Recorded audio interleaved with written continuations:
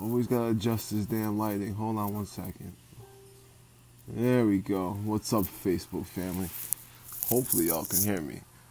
I stay dropping this microphone. One day it's gonna break, but until then, I wanted to come up on here with some real talk tonight. It's your boy Coach White, Mark White, and I want to talk about 3 topics. I want to talk about depression. I want to talk about PTSD. And I want to talk about what I do to get refocused, because the truth of the matter is, you're not the only one that this happens to. And if you tell me or show me somebody that's never gotten depressed, I'm going to show you a liar, plain and simple. The truth is, we all have bad days. We all have fantastic days. We all have great days. We all have miserable days. We all have what we call, or what I like to call, being a human and having human days, because being a human means that not every day is just peachy and perky. What's up, Misty? So yeah, today was a real rough day for me. Like, I got hit with an extremely hard hit that spiraled me into this downward emotional roller coaster. And what really sucks about it is, I've been advised by my attorney not to talk about it. And I went and saw my therapist, and she told me, every Friday, or every other Friday, you have these spikes where your depression goes from mild to severe, and your PTSD goes from, manageable to severe. She's got like this grading system, and what? Oh, I'm sorry, my wife. She's got this grading system where it's like, when it's low, it's like anywhere from 3 to like a 6, I believe. But when it's severe, it's like, 17 to 19. And it's bad. Like today, all I wanted to do was just lay up on the couch and do nothing. Eat some ice cream, eat 2 pints, the big pints of chocolate chip cookie dough, and just mope around. So I had to really reevaluate my situation, because doing that is only going to do one thing. It's going to affect me negatively. Now, I'm sure there's people out there, because, I've been saying this for a while. There's people out there that really don't give 2 shits about your problems. And then there's other people out there that only care because it's your problems and not there. I have days like that, but yeah, we all have days like that. You show me one person that doesn't have a down day, and I'm going to show you a plain up liar, somebody that's lying. You see these people come up in here and they're always peachy and excited and talking about, this is my life and I'm always excited. Bullshit. I'm going to call you right now, bullshit. You have down days. Don't act like you don't. Some people told me today not to talk about I wear my emotions on my sleeve. And I'm a true believer that leaders eat last, meaning that everybody else in your organization, in your family, has a plate and sits down and eat before you do. And I'm a strong believer in that.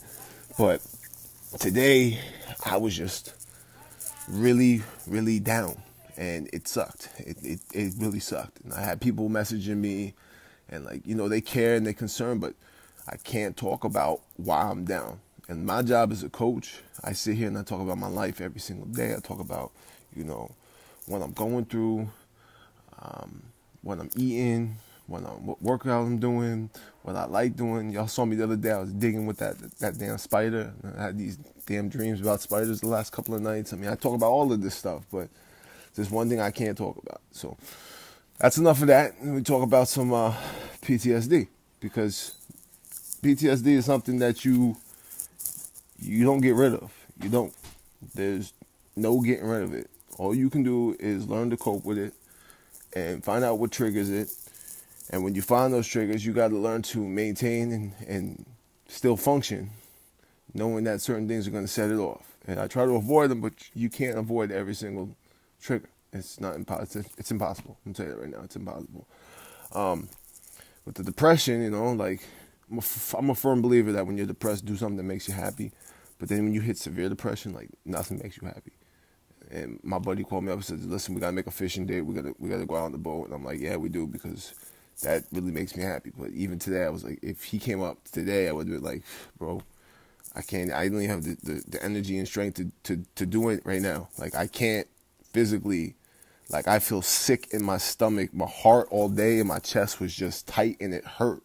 And people are like, well, you need to go see a doctor. And I'm like, no, I know what the problem is, and I can't fix it right now. So it put me in a situation where I'm moping around on the couch, and I mean, I got everything I was supposed to get done, eventually done, because I had to sit there and reevaluate the situation, refocus on what was important. Because think about this for a second. When you're severely depressed, or if you have PTSD, anxiety, any of these ailments, I'll call them, who does it hurt? It ain't hurting the people around you as much as it's hurting you. And when it hurts you and you don't get nothing done, it affects you in the long run. Now, one of my quotes is daily action steps compounding over time. If you don't do your daily action steps, you're not going to let them compound in a positive manner. Now, if you do negative and you keep doing negative, you're going to get a negative outcome. If you do positive and you keep doing positive, you're going to get a positive outcome. And this is a fact. This has been proven. You don't believe me? Go read the compound effect. You let things compound over time, and they turn out to be big situations. Here's an example, right? You take one man who goes and he eats a salad every day. You take another man who goes to McDonald's and eats a hamburger every single day. And after a year, go look at the two of them. Plain and simple. Go look at the two of them and wonder why the guy who's eating the hamburger from McDonald's, he's got high cholesterol, he can't breathe, he's out of shape, he's sweating when he walks, you know. And you look at the man who's eating the salad. And you're sure he don't like that salad, but he's eating the salad. And those daily action steps are compounding over time. So as I was on the couch, I'm like, I got to get up and do something. So I took a walk.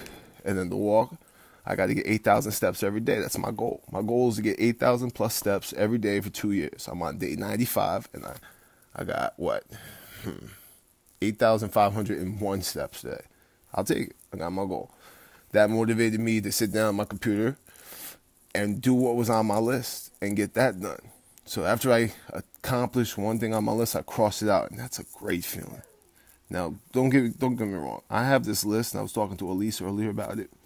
I have a list that's 14 pages long. There's no way I'll complete everything on this list ever. Let me make that perfectly clear.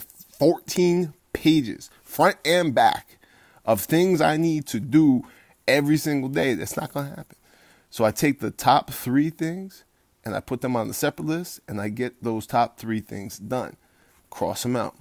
Then I get the next 3 things. I put them on the list, and I get those 3 things done. By doing this, is refocusing my mind. I call it a brain dump. And I dump everything in my brain out on paper. I try to do this with journaling because, I've been documenting everything. You know, gain a pound, put it on the paper. Lose a pound, put it on the paper. What did I eat? Okay. How many containers I use? Document everything. But lately, I don't know. I really got to dig deep, and it's not easy. So I know I'm not the only one that deals with situations like this. I know it. And if you tell me somebody that's never been slightly depressed or, you know, had an anxiety attack or a panic attack, I'm going to show you a liar, because we're human beings. It happens to everybody. A lot of us, it happens to, let me restate that. It happens to everybody, but certain people know how to handle it, so it seems like it's not as bad. Whereas other people don't know how to handle it, and it consumes them, and it takes over everything that's going on with them. And I'm slowly making this shift where it doesn't consume me, because the old me, I'm telling you, the old me 2 years ago, without doing personal development, without surrounding myself with people that only want the best for me, without, you know, having those 5 people that you associate most with, because those 5 people you associate most with is what you're going to end up becoming. What's up, Melissa? Those 5 people you associate most with is what you're going to end up becoming. So if you're hanging around people that complain about working out, don't eat healthy, they don't do shit, and then they complain because you're trying to do something to better yourself, guess what? You're going to end up being just like them. Cut them off. They toxic people. You need to cut them the fuck off. Because if you don't, guess what? You're going to end up just like them. Now, if you hang out with people, Melissa's a great example. Melissa's a go-getter. She busts her ass. She works out every single day. She counts her calories. She uses her containers. She's posting her food. I hang out with people like that. Guess what? I eat better. I work out. I do what needs to get done. So these are the people I need to be around. So today when an old friend of mine called me up and was like, yo, man, let me come over. We'll just chill, you know. I'm like, no, because I'm already depressed and fucking my PTSD is up to fucking moon. I got severe depression today. If you come over, I'm gonna end up like you. And I used to hang out with you, so I know what that's gonna end up like. No, no way. He's like, yo, why you changing, bro? You ain't the old you. You're damn right I'm not the old me. Because if I was the old me, I'd be hanging out with you and I'd probably be in trouble, right? So instead of getting in trouble, I cut you the fuck off and get you the fuck away from me because you don't do nothing for me, man. Nothing for me. I'm not gonna call your name out because I got respect for your family. But if it wasn't for your family, I'd call you the fuck out right now because you're a piece of shit. Plain and simple. You a piece of shit. You want to come over here and use me. You want to come around when I'm down and out because you know you could take advantage of me when I'm not feeling right, my head's not right. And then when I'm up and up, you want to come with your hand out. You want something from me. It's like, come on, man. For real. That's how you are. So you got to go. And then I'm on the couch, right? And I'm thinking, let me just get this shit done. Because if I don't, nobody's going to do it for me.